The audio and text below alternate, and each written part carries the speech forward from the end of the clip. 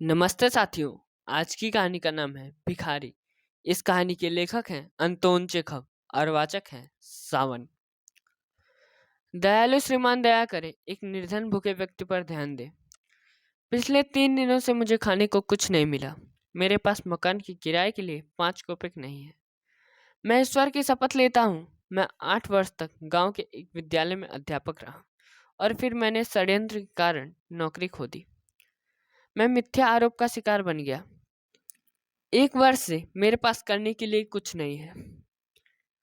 वकील सरगई ने प्रार्थी के चिथड़े हुए हिरन के बच्चे के से रंग के ओवरकोट, उसकी धुंधली नशे से भरी आंखों, दोनों गालों के लाल धब्बों को देखा और उसे ऐसा प्रतीत हुआ कि मानो उसने इस आदमी को पहले भी कहीं देखा हो। अभी मुझे कालुगा प्रांत से एक प्रस्ताव मिला है, भिखारी ने कहना जारी रखा, लेकिन मेरे पास वहां जाने के लिए धन नहीं है। कृपया मेरी सहायता कीजिए। मुझे मांगते हुए शर्म आ रही है, लेकिन मैं परिस्थितियों के आगे विवश हूं। सरगई की दृष्टि उस आदमी के जूतों पर पड़ी, जिनमें से एक ऊंचा तथा दूसरा नीचा था, और उसे अचानक कुछ याद आया।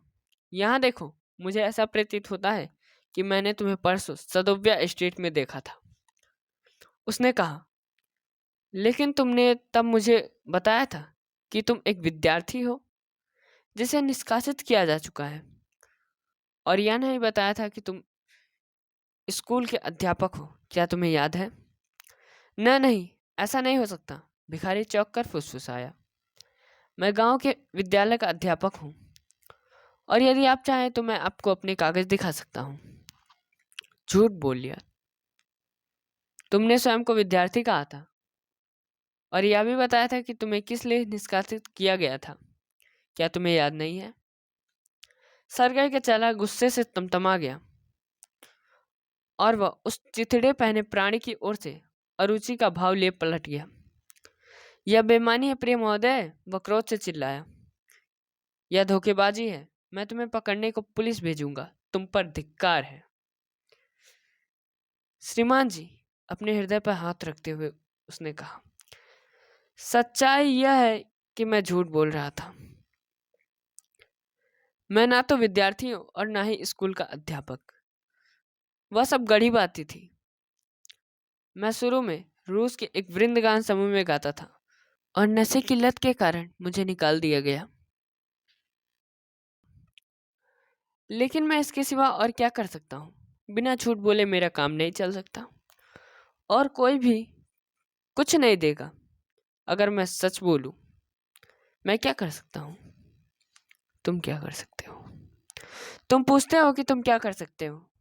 उसके पास आते हुए सरगाई चिल्लाया, काम करो। तुम यही कर सकते हो। तुम्हें काम करना चाहिए। काम? हाँ, यह तो मुझे पता है, लेकिन मुझे काम कहाँ मिलेगा? तुम मेरे लिए लकड़ी काटना पसंद करोगे? मैं वह करने से मना नहीं करूंगा, लेकिन आजकल कुशल लकड़हारे तक स्वयं बिना रोजगार बैठे हैं। क्या तुम आओगे और मेरी लकड़ी काटोगे?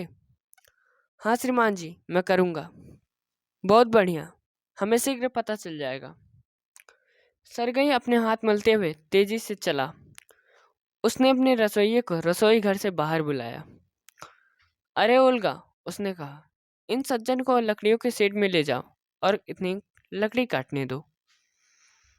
उस बिजुका जैसे भिखारी ने अपने कंधे उचकाए, मानो कि वह उलझन में हो, और दुविधा में रसोइये के पीछे चला गया। उसकी चाल से यह स्पष्ट था कि उसने जाना और लकड़ी काटना इसलिए स्वीकार नहीं किया कि वह भूखा था और उसे काम चाहिए था, बल्कि ऐसा बस गर्व व लज्जा के कारण किया था, क्योंकि वह अपने स्वयं के शब्दों के जाल में फंस गया था। यह भी स्पष्ट था कि उसकी शक्ति वोदका एक प्रकार की शराब के द्वारा नष्ट हो चुकी थी, और यह कि वह अस्वस्थ था तथा परिश्रम के प्रति तनिक सा भी झुकाव महसूस नहीं करता था।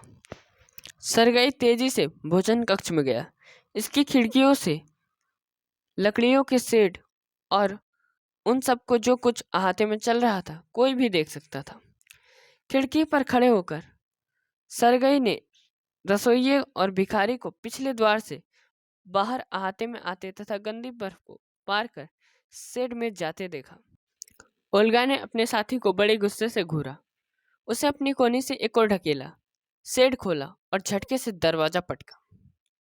इसके बाद उसने उस छदम अध्यापक को एक लट्ठे पर अपने लाल गालों को अपनी मुट्ठियों पर टिकाए विचारों में खोए हुए देखा।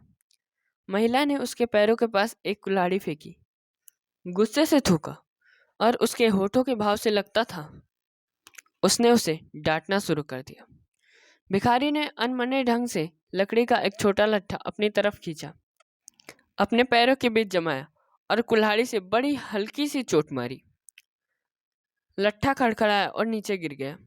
भिखारी ने इसे पुनः अपने पास खींचा, अपने ठंड से जमते हाथों पर फूंक मारी और अपनी कुल्हाड़ी से सावधानी से इस पर हल्की सी चोट मारी, मानो कि उसे अपने जूतों पर इसके लगने या अपनी उंगली कट जाने का भय हो। लकड़ी की छड़ी फिर से जमीन पर गिरी। सरगाई का गुस्सा विलुप्त हो चुका था और उसे अब स्वयं पर एक बिगड़े हुए नशेड़ी शायद बीमार आदमी को ठंड में कौशल रहित काम पर लगाने के लिए थोड़ा खेद व लज्जा महसूस होने लगी थी। 1 घंटे बाद ओल्गा आई और उसने घोषणा की कि सारी लकड़ी काट दी गई। बढ़िया, उसे आधा रूबल दे दो, सरगई ने कहा। यदि वह चाहे तो वापस आ सकता है और हर माह के पहले दिन लकड़ी काट सकता है। हम उसे हमेशा काम दे सकते हैं। महीने के पहले दिन उस छोटे दुबले व्यक्ति ने अपनी झलक दिखाई और पुनः आधा रूबल कमाया। हालांकि वह मुश्किल से अपने पैरों पर खड़ा हो पा रहा था। उस दिन से वह अक्सर अहाते में आ जाता और बार बार उसे काम दिया जाता।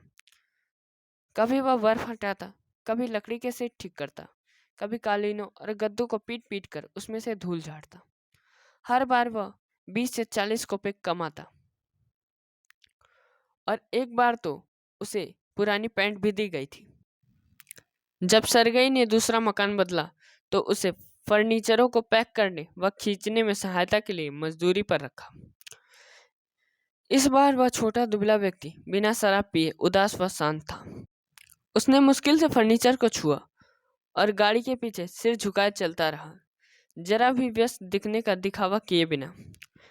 वह केवल ठंड में कांपा और जब गाड़ीवान उसके आलस से, कमजोरी और उसके चीथड़े अजीब से कोट पर हंसे तो वह लज्जित हो गया। जब सामान ले जाने का काम पूरा हो गया तो सरगई ने उसे बुलाया।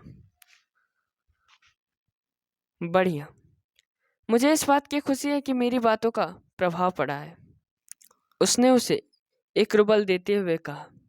यह तुम्हारे परिश्रम के लिए है। मैं समझ रहा हूँ कि तुमने शराब नहीं पी है और तुम्हें कार्य करने में कोई आपत्ति नहीं हुई। तुम्हारा क्या नाम है? लस्कोफ। अच्छा लस्कोफ, अब मैं तुम्हें एक दूसरा इससे अधिक साफ सुथरा रोजगार दे सकता हूँ। क्या तुम लिख सकते हो? लिख सकता हूँ। तब तुम कल इस पत्र को मेरे मित्र के पास ले जाओ और तुम्हें कुछ नकल करने के लिए दिया जाएगा। मेहनत करना, पीना मत और जो कुछ मैंने तुमसे कहा है उसे याद रखना। नमस्ते। एक व्यक्ति को सही राह पर लाने पर खुश होते हुए सरगई ने लस्कोफ के कंधे पर हल्की सी थपकी दी और विदा के समय उससे हाथ भी मिलाया। लस्कोफ ने पत्र लिया और उस दिन के बाद वह काम के लिए अहाते में कभी नहीं आया। 2 वर्ष बीत गए। फिर एक शाम जब सरगई एक थिएटर में टिकट की खिड़की पर अपनी सीट के लिए पैसे दे रहा था तो उसने एक छोटे आदमी को कोट का घुंघराला फर वाले कॉलर और सील मछली की खाल की टोपी पहने देखा। इस छोटे व्यक्ति ने शर्माते घबराते हुए टिकट विक्रेता से गैलरी की सीट मांगी और इसके लिए तांबे का सिक्का दिया। लस्कोफ, क्या है तुम हो? उस छोटे आदमी ने अपने पुराने लकड़हारे को पहचान कर सरगई चिल्लाया। तुम कैसे हो? तुम क्या कर रहे हो? और सब कैसा है? ठीक है, अब मैं एक नोटरी हूँ और मुझे महीने के 35 रूबल मिलते हैं। ईश्वर का धन्यवाद, बहुत बढ़िया। मैं तुम्हारे लिए खुश हूँ, बहुत बहुत प्रसन्न हूँ। लस्कोफ, तुम मेरे धर्मपुत्र हो। मैंने तुम्हें सही रास्ता दिखाया, जानते हो? अरे क्या तुम्हें याद है मैंने तुम्हारी कितनी कड़ी आलोचना की थी? मैंने उस दिन तुम्हें करीब करीब जमीन पर अपने पैरों में गाड़ ही दिया था। धन्यवाद वृद्ध व्यक्ति, मेरे वचनों को ना भूलने के लिए। आपका भी धन्यवाद, लस्कोफ ने कहा। यदि मैं आपके पास ना आया होता तो मैं अभी भी अपने आप को आज तक अध्यापक या विद्यार्थी कह रहा होता। हाँ, आपके संरक्षण में आकर ही मैं अपने आप को गर्त से बाहर निकाल पाया हूँ। मैं वास्तव में बहुत प्रसन्न हूँ। आपके दयालुता भरे कथनों व कार्यों के लिए धन्यवाद। मैं आपका व आपकी रसोइया का बहुत कृतज्ञ हूँ। भगवान उस अच्छी व कुलीन स्त्री का कल्याण करे। आप तब मुझे अच्छी तरह बोले थे। मैं मरने के दिन तक आपका कृतज्ञ रहूंगा। लेकिन सच कहूँ तो यह ओल्गा आपकी रसोइया ही थी जिसने मुझे बचाया। वह कैसे? जब मैं आपके घर लकड़ी काटने जाता था तो वह कहना शुरू कर देती थी, ओह तू नशेड़ी, ओह तू अभागे प्राणी, तेरे लिए सर्वनाश के अतिरिक्त और कुछ नहीं है। और तब वह मेरे सामने बैठ जाती थी और दुखी हो जाती थी। मेरे चेहरे को देखा करती और रोने लगती। अरे अभागे व्यक्ति, तेरे लिए इस संसार में कोई आनंद नहीं और संसार में कभी भी कोई आनंद नहीं होगा। अरे पियक्कड़, तू नरक में जलेगा। अरे दुखी व्यक्ति, और इसी प्रकार कहने लगती। आप जानते ही हैं, उसी लहजे में। मैं आपको नहीं बता सकता कि वह कितना कष्ट उठाती थी, मेरे लिए कितने आंसू बहाया करती थी। लेकिन मुख्य बात थी, वह मेरे लिए लकड़ियां काटा करती थी। क्या आप जानते हैं श्रीमान जी, मैंने आपके लिए एक भी लकड़ी नहीं काटी। यह सब उसने ही किया है। इन सभी ने मुझे क्यों बचाया, क्यों मैं बदला, क्यों उसके सामने मैंने पीना बंद कर दिया, मैं इसकी व्याख्या नहीं कर सकता। मैं तो बस इतना जानता हूँ कि उसके शब्दों और उसके श्रेष्ठ कार्यों की वजह से मेरे हृदय में परिवर्तन आया। उसने मुझे ठीक कर दिया और मैं इसे कभी नहीं भूलूंगा। हालांकि अब जाने का समय हो गया। लीजिए, घंटी बज गई। लस्कोफ ने सिर झुकाया और गैलरी की ओर चला गया।